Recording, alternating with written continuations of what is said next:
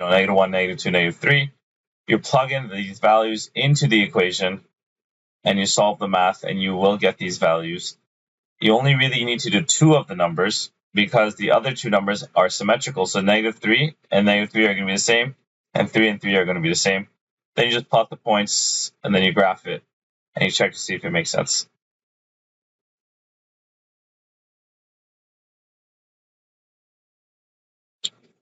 Expand using the distributive property. This is FOIL. Factor using the product and sum. So here's our example of each.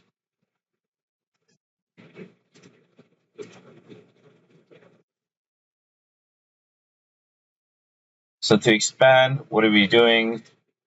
We're going to multiply everything from that first bracket with everything from that second bracket. So we're going to start with the first term here, x, multiply it with x, multiply it with 5. And if there was another term in this bracket, we would also multiply it by that. But right now it's just 2. Then we would start with that second term, -3, and we multiply it by x, multiply it by 5. And obviously, if there's something else, you would multiply it by that as well. But in this case, it's just 2 things, so very easy. X times x is x squared. X times 5 is 5x. Minus 3 times x is minus 3x. Minus 3 times 5 is -15. And our final step is to now combine our like terms, which would be 5x minus 3x. And what is 5x minus 3x? Well, it's just 5 minus 3, which is 2x, -15. That is the answer. That's how you expand or multiply. Now, to factor is very similar. We're going to use 2 numbers that add up to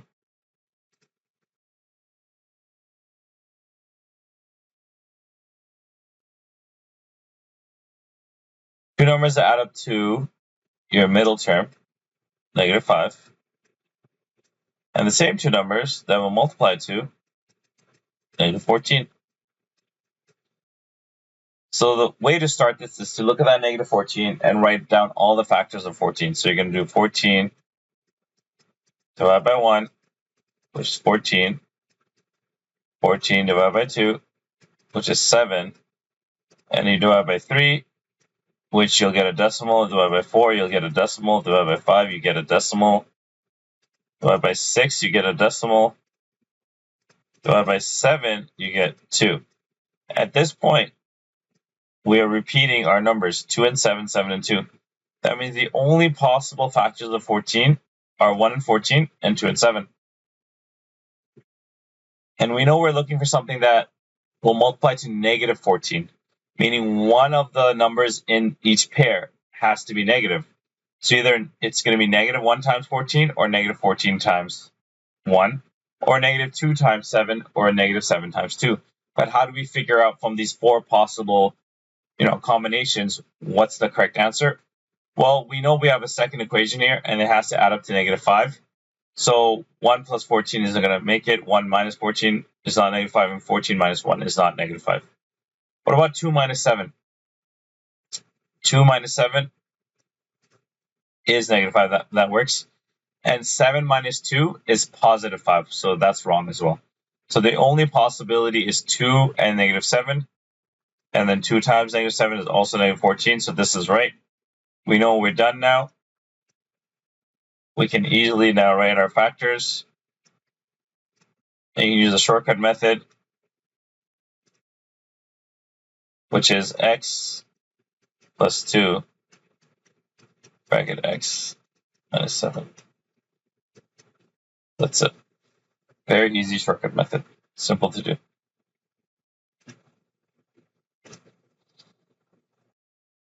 All right, problem solving. When problem solving with quadratics, remember the maximum or minimum means vertex. The initial amount / height means y-intercept. To determine when something hits the ground, they're asking you to find the x-intercepts. So these are some word problem lingo that you should know.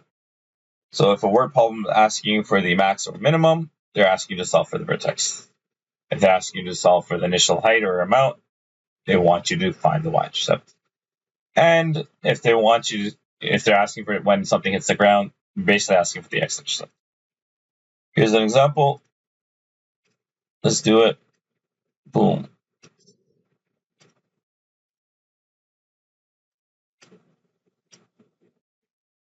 Okay, so we got when cliff diving, Anna's height in meters, h is given by this equation, where t is time in seconds.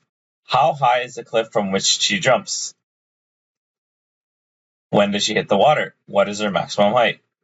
So all of this, very simple. How high is the cliff when she jumps? That's your initial height or y-intercept. When does she hit the water? Remember, that's your x-intercept. What is her maximum height? That is the vertex. So they're asking you to do all three. So let's do them one at a time. Let's do the y-intercept first. Y-intercept is very easy because this is written in a standard form. I know the initial height is going to be 10 meters. So how high is the cliff? The cliff is 10 meters high. That's A. Easy stuff. Let's move on to B. For B, because this equation is written in standard form, you should have learned something called the quadratic formula. Quadratic formula is x is equal to negative b plus or minus square root b squared minus 4ac.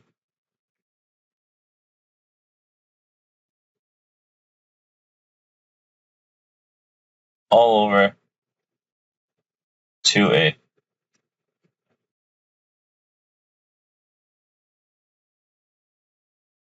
I don't know why it says we have 10 minutes. Let me see.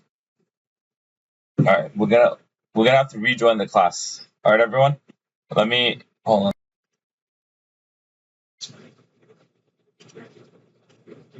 Okay, let's do when does she hit the water? We have our quadratic formula. We need to now figure out our a, b, and c values. Remember, a value is the coefficient for your squared term. Your b value is the coefficient for your term with the exponent 1. And then your c value is the constant. So negative 5 is a. A is equal to negative 5. In this example, b is positive 5 in this example, and c is positive 10. Let's plug these values into here. So negative 5 plus or minus 5 squared minus 4 times negative 5 times 10 all over 2 times negative 5.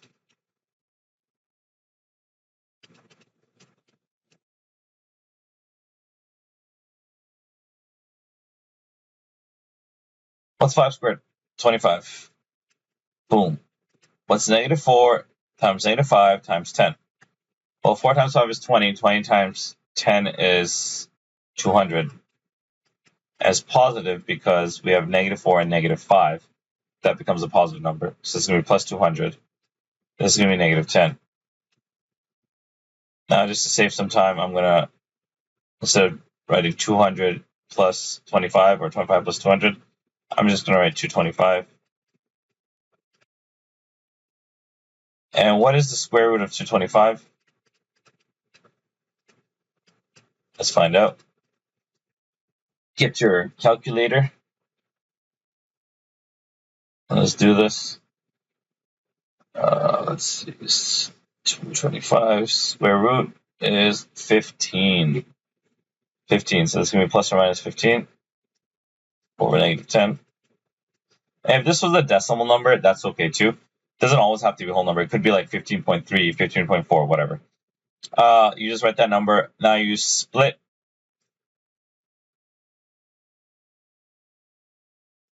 into two different equations. One equation being negative 5 plus 15 over negative 10.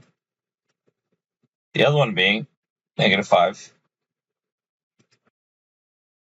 minus 15 over negative 10.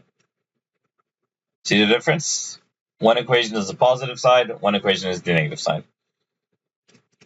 Now we just solve. What's negative 5 plus 15? Well, that's positive 10. 10 divided by negative 10 is just negative 1. And negative 5 minus 15 is negative 20. Negative 20 divided by negative 10 is positive 2. So we have two x-intercepts. One is negative 1, one is positive 2. Now in a word problem, usually only one of them makes sense. Does it make sense that she hit the water at negative 1 seconds? Probably not. Does it make sense that she hit the water in 2 seconds? That's a little bit more believable. So you're going to have to write reject this answer. And then you have to write a, therefore statement saying she hit the water in 2 seconds. And now our final question is asking us, what is their maximum height? To solve for maximum height, two different ways you can do this. Well, a few different ways you can do this. I just realized, not just two. But one way I'm going to do is, I know the x-intercepts are negative 1 and 2. I know that if I take the average of my x-intercepts, that's going to give us the value for the vertex.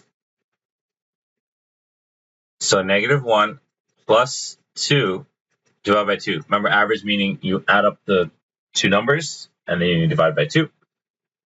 In this case, we have negative 1 plus 2, which is 1. So the vertex point is going to be at 1/2. The x value of the vertex. That doesn't tell us the y value of the vertex, but we know that the equation is given negative 5t squared plus 5t plus 10. What we can do is we can substitute this x value into our equation, negative 5 1/2 squared plus 5 times 1/2 plus 10. And if you plug in 1/2 into the equation and you solve for it, let's see what we get. Well, 1/2 squared is just 0.5 squared times 5, which is 1.25, negative 1.25. We have plus 5 times 1/2, which is 2.5, plus 10. And if you add all these numbers together, you should get 11.25. Meaning the maximum height, max height, is equal to 11.25 meters. Don't forget to write that therefore statement, And yeah, that's that example. Let's move on. Powers and exponents. We got 2 to the power 4. The base is the bigger number, meaning, the number that's written that's larger, and the exponent is a smaller number. Pretty straightforward. We went over this. We got exponent rules. When multiplying powers, you add the exponents. So the example here is as follows.